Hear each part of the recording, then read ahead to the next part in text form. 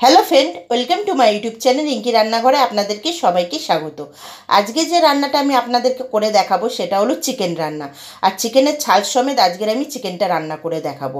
আর এইভাবে রান্না করলে কিন্তু খেতে দারুণ স্বাদ হয়। তাহলে চলুন চিকেন রান্নাটা শুরু করা যাক। এর জন্য কী কী লাগছে দেখে নিই। প্রথমে আমি এখানে 500 গ্রাম চিকেন নিয়েছি আর নিয়েছি ছাল। ছাল আমি 300 গ্রামের মতন নিয়েছি।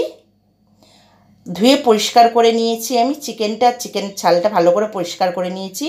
আর এখানে লাগছে 2টো তেজপাতা, 3-4টে রসুন, অল্প আদা, লাগছে 3টে পেঁয়াজ আর একটা মিডিয়াম সাইজের বড় টমেটো, কটা শুকনো লঙ্কা আর 1 চামচের মতন জিরে। খুব অল্প মশলা দিয়ে রান্নাটা আমি শুরু করব। প্রথমে আমি কড়াইতে একটু তেল দিয়ে দিচ্ছি। তেলটা গরম হলে এর মধ্যে আমি দিয়ে দেবো ছোটো করে কেটে রাখা আলু। আমি এখানে আলু দিচ্ছি, আপনারা চাইলেন শুধু আলু ছাড়াও রান্না করতে পারেন। এখানে আমি 3টে আলু নিয়েছিলাম আর ছোটো ছোটো করে টুকরো করে কেটে নিয়েছি। আলুগুলো আমি এখানে ভেজে নেব। একটু নুন আর হলুদ দিয়ে দিচ্ছি, দিয়ে আলুটাকে আমি ভেজে তুলে নেব। লাল লাল করে ভেজে নেব আলুটা। এখানে আলুটা ভাজা হয়ে গেছে, আমি তুলে নিচ্ছি। আমি এখানে আর তেল দেবো না, ওই তেলেই রান্নাটা করব, যেহেতু চিকেনের ছাল আছে ওর থেকেই তেল বেরাবে। এবার আমি 2টো তেজপাতা আর গোটা জিরে ফোড়ন দিয়ে পেঁয়াজ কুচিটা দিয়ে দিচ্ছি। আমি এখানে 2টো পেঁয়াজ কুচিয়ে দিয়েছি আর একটা পেঁয়াজ বেটে দেব। পেঁয়াজটা লাল করে ভাজা হয়ে গেছে। এবার আমি জিরে, শুকনো লঙ্কা, আদা, রসুন আর একটা পেঁয়াজ বেটেছিলাম সেই মশলাটা দিয়ে দিলাম। দিয়ে ভালো করে মশলাটাকে আমি কষাবো।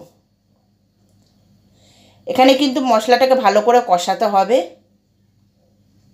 এখানে মশলাটা ভালো করে কষানো হয়ে গেছে, আমি আরেকটু কষিয়ে নেব। নাড়াচাড়া করে নিলাম। এবার দিয়ে দেবো টমেটো কুচি। আমি একটা মিডিয়াম সাইজের বড় টমেটো দিয়েছি। দিয়ে টমেটোটাকে ভালো করে মশলার সাথে কষিয়ে নেব। এখানে টমেটোটা ভালোভাবে কষানো হয়ে গেছে। এবার আমি চিকেনগুলো দিয়ে দিচ্ছি। চিকেনের মধ্যে আমি একটু নুন আর লেবুর রস মাখিয়ে রেখে দিয়েছিলাম। এবার চিকেনটা দিয়ে আমি ভালো করে মশলাটার সাথে কষিয়ে নেব। এখানে ভালো করে কষাতে হবে চিকেনটাকে। চিকেনটা ভালো করে কষানো হয়ে গেছে। এবার আমি 1 চামচ হলুদ গুঁড়ো দিয়ে দিলাম, 1 চামচ কাশ্মীরি লঙ্কা গুঁড়ো দিয়ে দেবো।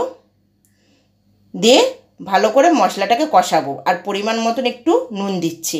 আগে যেহেতু আমি মাংসের মধ্যে নুন মাখিয়ে রেখে দিয়েছিলাম, তাই জন্য আমি অল্প পরিমাণে এখানে নুন দিলাম। দিয়ে এবার ভালো করে মশলাটার সাথে কষিয়ে নিতে হবে। চিকেনের ছাল থেকে তেল বেরাবে, তাই জন্য আমি অল্প পরিমাণ তেল দিয়েছি।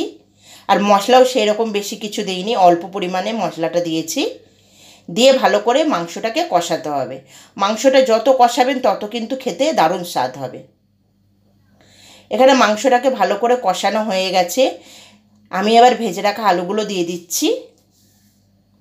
দিয়ে আরেকটু মাংসের সাথে আলুগুলোকে কষিয়ে নেব। এখানে আলুগুলো কষানো হয়ে গেছে। এবার আমি অল্প পরিমাণে জল দিচ্ছি। আমি একটু গরম জল দিলাম, বেশি জল দেবো না, যেহেতু মাংসটা কষা কষা করব। ভালো করে নাড়াচাড়া করে নেব। করে নিয়ে আমি ঢাকা দিয়ে দেবো। কিছুক্ষণ পরে আমি ঢাকনা খুলে দেখে নিই। এখানে কিন্তু মাংসটা রান্না হয়ে গেছে। দেখুন মাংসতে কতটা তেল বেরিয়েছে। এবার আমি গরম মশলা গুঁড়ো দিয়ে দিচ্ছি। এখানে মাংসটা রান্না হয়ে গেছে। এই মাংস রান্নাটা যদি আপনাদের পছন্দ হয় অবশ্যই কিন্তু লাইক কমেন্ট করবেন, শেয়ার করবেন। আর আমার চ্যানেলটিকে এখনও যারা সাবস্ক্রাইব করেননি অবশ্যই কিন্তু সাবস্ক্রাইব করে আমার পাশে থাকবেন। আর নতুন নতুন রান্না পাওয়ার জন্য কিন্তু অবশ্যই বেল আইকনটাকে টিপে দেবেন।